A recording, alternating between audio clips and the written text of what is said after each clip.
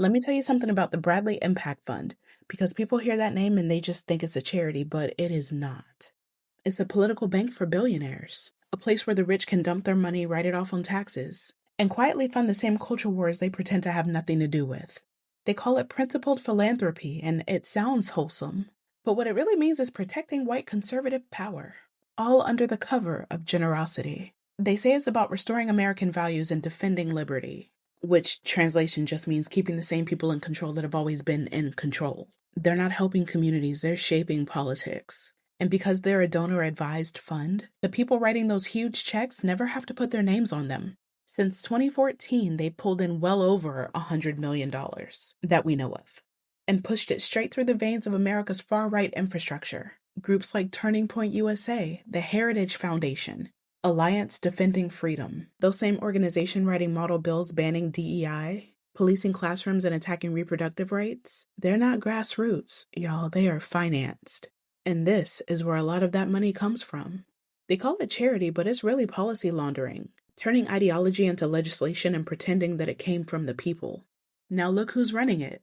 John Beagle, Gabe Conger, Philip Prange, Stephen Einhorn, Patrick English, James Arthur Pope, Roger Ream, all white, all wealthy, all connected to the same web. But here's the real trick. Just like Rockbridge, this fund is built to outlive them. Donor-advised funds don't expire. That wealth just keeps moving generation to generation, financing the same old fight against progress. So if you go on their website, it's almost poetic how predictable it actually is.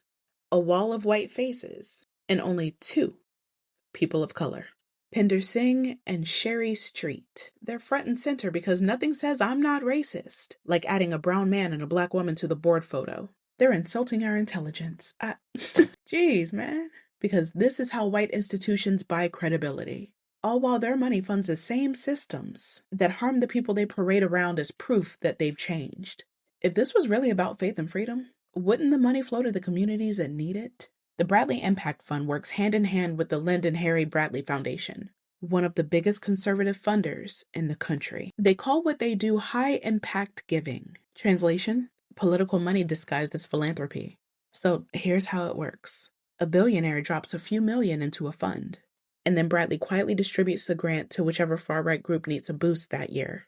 And because it's structured as charity, it all looks legal. So yeah, they call it the Bradley Impact Fund, but the only impact they're making is preserving the system that built them. This isn't about faith, this is about funding control.